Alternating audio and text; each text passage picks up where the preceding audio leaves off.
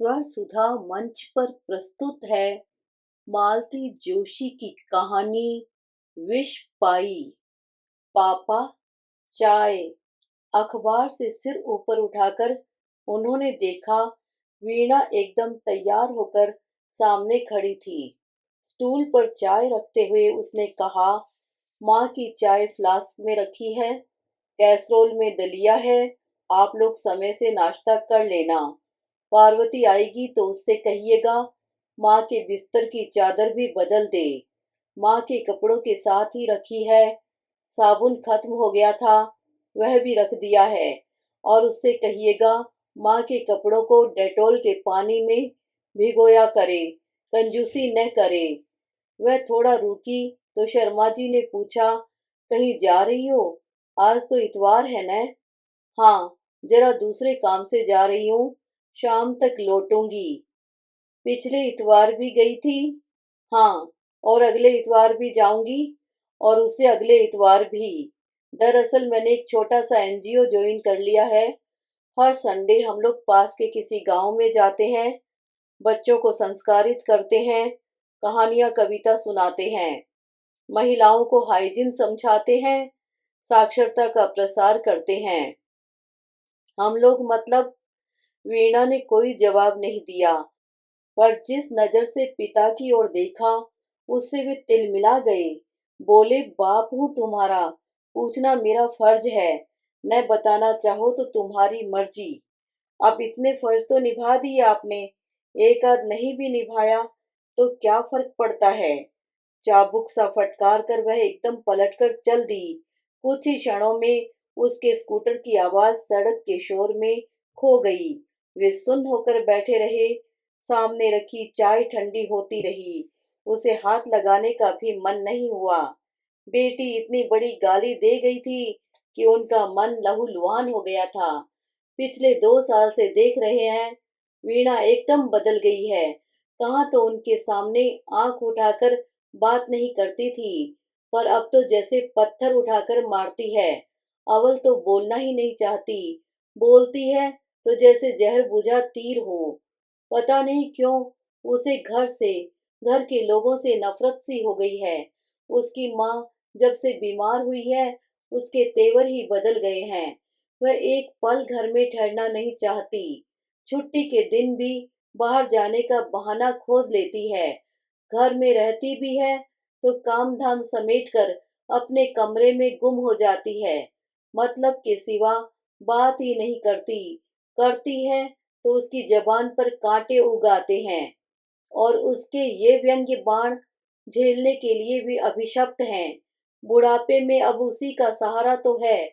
यह बात वह भी खूब समझती है, इसीलिए शेर हो गई है। कहने को 3-3 बेटे हैं, एक से एक बढ़कर हैं, पर किसी के पास उनके लिए समय नहीं है, किसी के घर में उनके लिए जगह नहीं है। कोई झूठ मूठ को भी उन्हें आमंत्रित नहीं करता। और इन्हीं नालायक बेटों के लिए उन्होंने अपनी सारी कमाई खर्च कर दी। इस लड़की की जिंदगी होम कर दी। अपने भाइयों को पढ़ाते पढ़ाते बेचारी बूढ़ा गई, और वे लोग पढ़ लिख कर ऐसे फुर्र हुए कि अब पलट कर भी नहीं देखते। पेंशन है, पर कितनी सी, वह तो दवाइयों के लिए ही पूरी नहीं पड़ती। और इस उम्र में सिर्फ पैसों से तो बात नहीं बनती, किसी का सहारा भी तो चाहिए। सच, वीणा न होती तो उनका क्या होता, ये सोचते हुए भी डर लगता है। पिछले 2 साल से पत्नी एकदम खटिया से लग गई है, तब से तो वह बिल्कुल असहाय से हो गए हैं। इतना इलाज हो रहा है, पर बीमारी न पकड़ाई में आ रही है न ठीक ही हो रही है। कहीं बड़ी जगह दिखाने का मन है, पर कहाँ। बड़ा दिल्ली में है, पर उसकी बहू से पत्नी की किसी भी दिन नहीं बनी। बीच वाला अमेरिका में है, वहां जाने का तो सवाल ही नहीं उठता। न वह कभी कहता है। छोटा बंबई में है, उसकी बहू भी सुशील है, पर वह ईसाई है। पत्नी तो उसके हाथ का पानी भी नहीं पीती। घर पर जाकर ठहरना तो बड़ी बात है। जिंदगी में एक ही अक्लमंदी की कि यह मकान बना लिया। कम से कम बुढ़ापे में सिर पर छत तो है। और जिंदगी में सबसे बड़ी बेवकूफी की कि बिटिया की समय से शादी नहीं की। पहले मजबूरी थी, बाद में अपना स्वार्थ आड़े आ गया।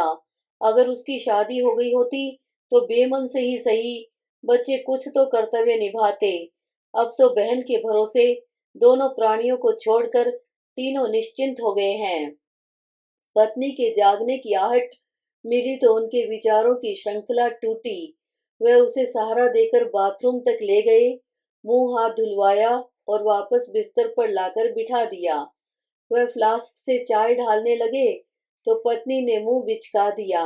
आज तो इतवार है न, आज तो ताजा चाय देती। तुम्हारी बेटी घर पर नहीं है। कहाँ गई है? पता नहीं, शाम तक आने को कह गई है। पत्नी ने मजबूरी में दो तीन घूंट भरे और गिलास परे सरका दिया। पार्वती आएगी तो ताजे दूध की अच्छी चाय बनवा दूंगा। अब इस उम्र में मैं पार्वती के हाथ की चाय पीऊंगी? किस फेर में पड़ी हो भगवान, ये आपद धर्म है। तो तुम ही बनवा के पी लेना, बुढ़ापे में मेरा धर्म मत बिगाड़ो। मुझे तो उसके हाथ से नहाते हुए भी घिन आती है, पर क्या करूं, मजबूरी है। बोलते बोलते पत्नी हाँफ गई। उन्होंने उसे चुप रहने का संकेत किया और धीरे से बिस्तर पर लिटा दिया। 9 बजे पार्वती आई तो उसे सारे निर्देश देकर वह बरामदे में आकर बैठ गए। अब 1 घंटे भर के लिए वह पत्नी की ओर से निश्चिंत हो सकते थे। वह सुबह का छूटा हुआ अखबार फिर से पढ़ने की कोशिश कर रहे थे कि उन्हें गेट के पास सुशीला का लड़का नजर आया। क्यों रे अशोक, कैसे आया?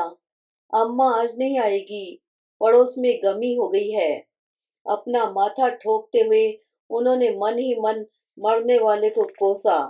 उनका मन तो हुआ कि पार्वती से 4 रोटियां डलवा ले, पर डर गए कि कहीं पत्नी को पता चल गया तो इस औरत के सामने ही तूफान मचा देगी, और कहीं पार्वती बिदक गई तो घोर कष्टों का सामना करना पड़ेगा। उन्होंने फिर उसी लड़के को भीतर बुलाया। उसके हाथ में एक फ्लास्क और 10-10 के 3 नोट पकड़ाते हुए कहा, एक चाय, एक ब्रेड और 2 समोसे, फटाफट ला दे। बच्चे ने ना नुक्कड़ नहीं की। जानता था ये बेगार नहीं है, 1-2 रुपए सेवा शुल्क मिल ही जाएगा। समोसे उन्होंने तुरंत ही चाय के साथ खा लिए। भूख भी लगी थी और आजकल उन्हें पत्नी के सामने कुछ भी खाते संकोच ही होता है। बीमारी के कारण इस तरह की चीजें उसके लिए वर्जित ही हो गई हैं। पार्वती के जाने के बाद उन्होंने दोनों का नाश्ता लगाया। दलिया एकदम फीका था। अचार की फांक के साथ ही वे उसे गले से उतार सके। पत्नी के सीने में रात दिन जलन होती रहती है। मुंह छालों से भर गया है। मिर्च तो क्या, नमक तक उसे बर्दाश्त नहीं होता। उन्हें वही फीका बेस्वाद दलिया निगलते देख पत्नी ने कहा, उससे इतना भी नहीं हुआ कि तुम्हारे लिए कुछ अलग से बना देती। उसके पास समय कहाँ है, इतना बना दिया यही बहुत है। हर इतवार आखिर वह जाती कहाँ है? आजकल बोलते हुए पत्नी हाँफने लगी थी। स्वर भी कांपने लगा है। किसी दिन पूछो तो।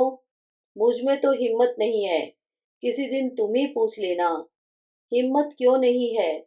बाप हो उसके। सिर्फ जन्म देने से तो बाप का कर्तव्य पूरा नहीं हो जाता। क्यों, पढ़ाया लिखाया भी तो है, तभी ना आज इतना कमा रही है। और शादी, क्या वह हमारा कर्तव्य नहीं था? शादी तो संयोग की बात है, होनी होती तो हो ही जाती। कैसे हो जाती? जब उसकी उम्र थी तो हमने जानबूझकर ध्यान नहीं दिया, और जब उसने करनी चाही तो हमने होने नहीं दी। तुम तो एकदम आत्महत्या पर उतारू हो गई। तो क्या जात कुजात कुछ भी न देखती? आखिर समाज में तो मुंह दिखाना होता है न। और जब लड़का ईसाई लड़की ब्याह लाया तब मुझसे पूछकर तो नहीं लाया। मैं तो मना ही कर देती, पर जब सामने ही लाकर खड़ी कर दी तो क्या करती। पर आज भी मैंने उसके हाथ का पानी नहीं पिया है, न उसे अपनी रसोई में घुसने दिया है। वह चुप रह गए। पत्नी से बहस करना व्यर्थ था। बस उन्हें यही लगा कि काश सतीश की तरह वीणा भी हिम्मत कर जाती, फिर जो होता देखा जाता। पर लड़कियां इतनी बेमुरौवत नहीं होती, और सतीश ने भी वीणा के समय माँ का रौद्र रूप देख लिया था, इसलिए उसने किसी को हवा ही नहीं लगने दी, सीधे ब्याह कर ही ले आया। दोपहर को उन्होंने दूध ब्रेड पत्नी के सामने रखते हुए कहा, आज सुशीला नहीं आई, आज इसी पर गुजारा करना होगा। तुम क्या खाओगे? यही दूध ब्रेड, साथ में थोड़ा नमकीन ले लूंगा। पत्नी के आंसू निकल आए। भगवान मुझे मौत भी तो नहीं देता, उससे क्या होगा? मेरी वजह से तुम यहाँ पड़े हो, नहीं तो आराम से छोटे के पास चले जाते। तुम ही तो कह रहे थे लीना बहुत सुशील है, शालीन है। वह चुप रह गए। छोटी को देखा ही कितना है, 2 दिन के लिए तो कोई भी सौजन्यता बरत सकता है। फिर लीना जानती है कि सास ससुर तो उसके साथ कभी आने से रहे, तो वह बुराई क्यों मोल ले। इसीलिए जब भी मिलती है बड़े विनम्र भाव से मिलती है। असलियत का पता तो तब चलेगा जब कभी साथ जाकर रहना पड़ेगा। शाम को वीणा जब लौटी तो वह बाहर पेड़ों में पानी दे रहे थे। जैसे ही उसका स्कूटर रुका, उन्होंने गेट खोलते हुए कहा, आज सुशीला नहीं आई। स्कूटर स्टैंड पर लगाते हुए वीणा बोली, पापा, मुझे घर में तो आने दिया होता। शर्मा जी कट कर रह गए। दरअसल वे वीणा को जताना चाह रहे थे कि उन लोगों को कितनी असुविधा हुई है। इससे शायद उसका अपराध बोध जागता, पर दुर्योग से उनकी टाइमिंग गलत हो गई। आजकल यही हो रहा है, वे धीरज ही नहीं रख पाते, न खाने में न बोलने में। वीणा कपड़े बदलने जा रही थी कि माँ ने अशक्त स्वर में आवाज दी, क्या है माँ? उसने दरवाजे में खड़े होकर कहा, अरे आज सुशीला नहीं आई, पापा बेचारे दूध ब्रेड खाकर ही रह गए हैं। माँ ने खांसते हुए कराहते हुए कहा। आजकल वीणा से बात करते हुए वह विशिष्ट आवाज निकालती है, अत्यंत करुण और क्षीण। शर्मा जी को कभी कभी खीज हो आती है। बिस्तर पर पड़ी है, पर नाटकबाजी से बाज नहीं आती। पर इस नाटक का वीणा पर कोई असर नहीं होता। वह तल्ख स्वर में बोली, ये खुशखबरी तो पापा ने मुझे गेट पर ही दे दी थी। तुमने नाहक तकलीफ की। खैर, चाय बना रही हूँ, आप लोग पियेंगे? दोनों ने कोई जवाब नहीं दिया। अपनी नाराजगी जताने का यही एक तरीका था। उसने भी दूसरी बार नहीं पूछा। वीणा ने इत्मीनान से चाय पी और फिर काम में जुट गई। देर तक बर्तन धोने की आवाज आती रही। सुशीला नहीं आई थी। सिंक में बर्तनों का ढेर लग गया था। बर्तनों के बाद रसोई की खटर पटर शुरू हो गई। वह टीवी के सामने बैठकर भोजन की प्रतीक्षा करने लगे। ठीक 9 बजे वीणा ने पापा का खाना लगा दिया। उसके बाद माँ को तकिए के सहारे बिठाकर वह उनकी भी थाली ले आई। पालक टमाटर का सूप, मूंग की पतली दाल और फुल्का। प्लेट स्टूल पर रखकर वह जाने को ही थी कि माँ ने अपनी उसी स्पेशल आवाज में कहा, पापा के लिए ढंग का कुछ बना देना, सुबह से सिर्फ ब्रेड पर हैं। वीणा जैसे एकदम तैश में आ गई। बाहर आकर उसने डाइनिंग टेबल पर रखी पापा की थाली उठाई और माँ के सामने रखकर बोली, लीजिए, मुआयना कर लीजिए, कुछ कसर हो तो बताइएगा। अच्छी सजी संवरी थाली थी। चटनी, सलाद, आलू गोभी की सब्जी, लहसुन से बघारी मूंग की दाल और चुपड़ी रोटियां। रात को चावल तो पापा खाते ही नहीं थे। माँ की आंखों के सामने 2 पल वह थाली झूलाकर वापस टेबल पर रख दी और कहा, सॉरी पापा। शर्मा जी सूप पी रहे थे। जब उनके सामने रखी थाली एकाएक गायब हो गई थी, वे एकदम भौचंक रह गए थे। उन्हें होश तब आया जब थाली वापस आ गई थी। पहले वाला जमाना होता तो या तो वे थाली छोड़कर उठ जाते या थाली उठाकर फेंक देते। लेकिन अगर पहले वाला जमाना होता तो वीणा क्या ऐसी बदतमीजी की जरूरत कर पाती? पर अब तो उनकी सारी ठसक ही गायब हो गई थी। वापस आई थाली से वे चुपचाप कोर तोड़ने लगे। दिन भर में पहली बार अन्न के दर्शन हो रहे थे। खाना एकदम जहर लग रहा था, पर वे उसे नकारने की स्थिति में नहीं थे। उधर पत्नी ने फिर बिसूरना शुरू कर दिया था, मेरी छाती में वैसे ही आग लगी हुई है, ऊपर से ये लड़की मुझे दिन रात जलाती है। वीणा पापा को फुल्का देने के लिए आई थी। उसने यह सुना तो माँ के दरवाजे के सामने जाकर खड़ी हो गई। माँ, मेरे कलेजे में तो पिछले 20 साल से आग लगी हुई है। भीतर ही भीतर राख हो गई हूँ। मैं फिर भी जी रही हूँ कि नहीं? तुम भी इसी तरह जीना सीख लो। वीणा तो कहकर किचन में लौट गई, पर उसकी बात से माँ की इतनी रुलाई उमड़ी कि गले में फंदा ही पड़ गया। बेचारे शर्मा जी खाते खाते उठ गए और पत्नी की पीठ सहलाने लगे। उन्होंने लाख मनुहार की, पर वीणा की माँ ने थाली परे सरका ही दी। वो अध खाई थाली सिंक में रखते हुए उन्होंने वीणा से कहा, बेटे, तुम्हारी माँ आज ठीक से खा नहीं पाई है। सोने से पहले उन्हें एक कप दूध जरूर दे देना। यह कहते हुए उन्हें अपना ही स्वर इतना याचनापूर्ण लगा। रसोई का काम समेटकर वीणा ने बाहर गेट पर ताला डाला, सदर दरवाजा बंद किया, फिर दूध का गिलास माँ के स्टूल के पास रखते हुए कहा, माँ, ये दूध रखा है, शक्कर डालूं या फीका ही लोगी? तू तो इसमें थोड़ा सा जहर मिला दे, ताकि सारा टंटा ही खत्म हो जाए। वीणा ने सपाट स्वर में कहा, तुम मुझसे जहर मांग रही हो? ताजुब है। तुम्हारे पास तो एक परमानेंट जहर की शीशी हुआ करती थी न? वह कहाँ गई? या कि वह सिर्फ मुझे धमकाने के लिए ही थी? माँ विस्फारित नेत्रों से बेटी की ओर देखती रह गई। वीणा ने निर्विकार भाव से शक्कर का डिब्बा स्टूल पर रख दिया और घर भर की बत्तियां बुझाते हुए सोने चली गई। शर्मा जी का मन हुआ कि पत्नी को झकझोर कर पूछे कि भगवान, वो जहर की शीशी क्या सचमुच खो गई है?